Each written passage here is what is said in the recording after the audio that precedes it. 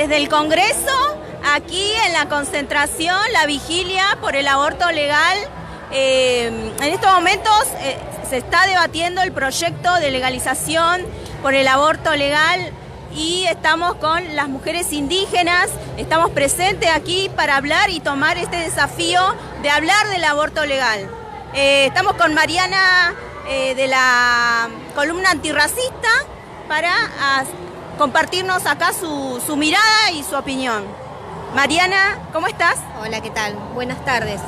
Bueno, yo integro distintos grupos y organizaciones de movimientos indígenas, por ejemplo, Aylus Artañani, Guarmicuna Sicuri, la columna antirracista, Tres Ombúes, en las cuales es importante hablar de la problemática indígena acá en Buenos Aires, porque vivimos acá en Buenos Aires por un tema de que nuestros padres, por el empobrecimiento y la falta de trabajo, tuvieron que emigrar de sus comunidades a las ciudades y después de las ciudades a las grandes ciudades.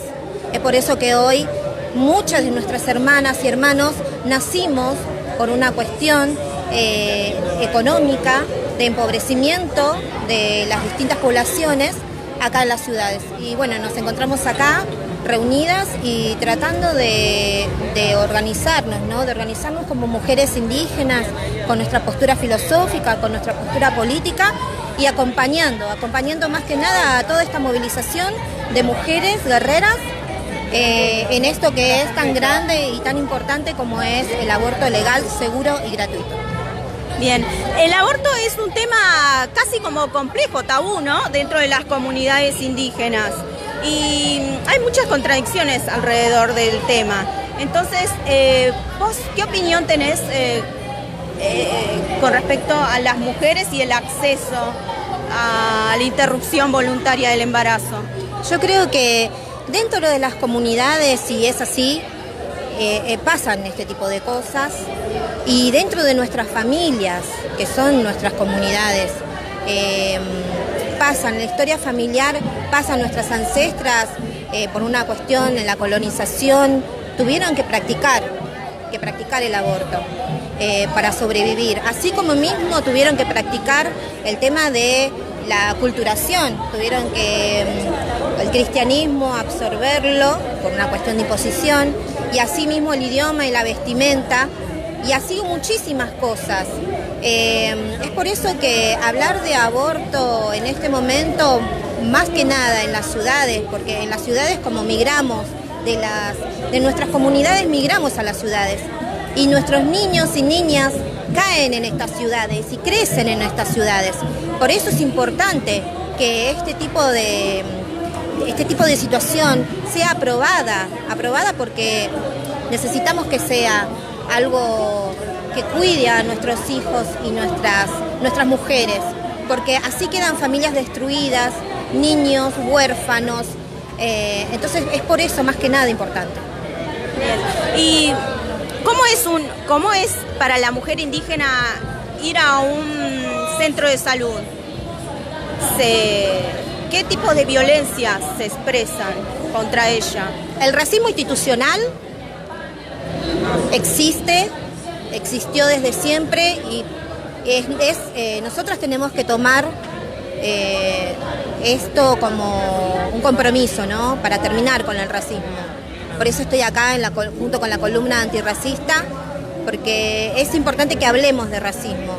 Esto está sucediendo en todos lados, lo vivimos desde niñas en la escuela primaria, no es algo que ninguno sepa por tener este color de tez. Hablar de indios era hablar del descubrimiento de América, era hablar del descubrimiento de que nos descubrieron y que la comunidad o las comunidades europeas festejaban que llegaron a un continente. Entonces, me parece que nosotros tenemos que ver en profundidad lo que está sucediendo acá, no solamente acá, sino que en las comunidades no tienen intérpretes, no tienen ni siquiera salud. Las niñas, los niños mueren por un estado femicida, entonces es necesario que cambie desde las bases.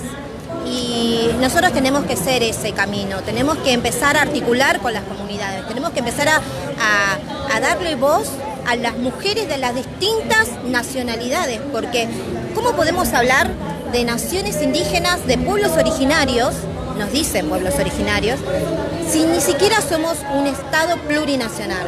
Nosotros debemos empezar a hablar de un Estado plurinacional, y el Estado plurinacional implica reconocer todas esas naciones indígenas que están acá en la Argentina, y con eso implica reconocer y fortalecer el pensamiento filosófico político de las distintas naciones. Entonces yo, por ejemplo, yo acá comparto y acompaño a mis compañeras mujeres feministas, pero yo no soy feminista. Yo soy antipatriarcal, soy anticolonialista, pero no soy feminista. Yo levanto la huipala y hablo por el sumas causa, y soy parte de mi familia. Represento a mis hijos, represento a mis papás, represento a mi hermano, represento a toda mi familia, mi ayllu. Entonces es por eso que necesito hablar del pensamiento filosófico político de los pueblos originarios, y en mi caso los quechuas. Puedo hablar de los quechuas collas, no puedo hablar de las hermanas y hermanos mapuches, aymaras, porque son otro tipo de pensamiento. También compartimos un montón, pero es necesario que cada uno haga una crítica, ¿no? Una crítica con respecto a todo. Tenemos que ser críticos y también responsables, porque es muy importante lo que hablamos, lo que decimos. Y vos nombraste a este movimiento feminista, ¿no?, que hoy está haciendo historia, ¿no?, aquí en el Congreso con este proyecto de ley. ¿Y cómo es ese diálogo con el movimiento indígena? ¿Se las escucha? ¿Cuál es el desafío para el movimiento feminista para que incluyan, en todo caso, si no son escuchadas las voces de las indígenas, cómo hacer para que sean escuchadas? Y en realidad eso sucedió porque tengo una compañera acá en la columna antirracista, varias compañeras, tanto como afro como indígena, que estuvieron en todas las reuniones feministas para poder que ellas den la voz, porque en realidad hay distintas vulneraciones de derechos que vivimos todas las mujeres, tanto en la urbe como en la ciudad, en la urbe como en los campos o en las comunidades, pero es necesario que cada una le ponga voz. Es por eso que ese camino fue bastante difícil, porque es muy complicado comprender, ¿no?, una cosmovisión de vida, una cosmovisión, un pensamiento. No es tan fácil. O sea, nosotros no queremos las iglesias dentro de nuestras comunidades, no queremos los rosarios ni los curas que violentan a las niñas cuando van a las iglesias. O sea, eso es una historia común de nuestras madres, de nuestros abuelos que nos cuentan. Esas cosas pasaron y siguen pasando. Entonces, es necesario que empecemos a articular con las comunidades indígenas de la República Argentina o de las demás estados para hablar de esto, ¿no? Para que el movimiento feminista nos pueda incluir y pueda escucharnos, porque no pueden hablar por nosotras, no pueden hablar por la comunidad mapuche, no pueden hablar por una comunidad quechua, no pueden hablar por una comunidad huichí o com.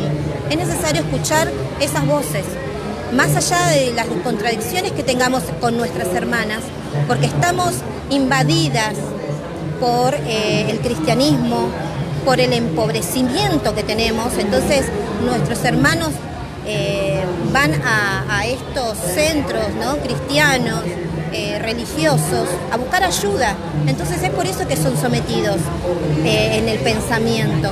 Pero tenemos que empezar a tener una postura crítica, nosotras que estamos viviendo en la ciudad, y hablar, ¿no? Hablar, comunicarnos y tratar de mejorar la situación de las comunidades, porque hoy mismo vemos como el Estado no le interesa, tiene una deuda pendiente con nosotras eterna, con todos los pueblos indígenas, todas las naciones indígenas de la Argentina, tantos genocidios que pasaron a nombre del Estado, y es por eso que tenemos que empezar a hablar, tenemos que empezar a articular.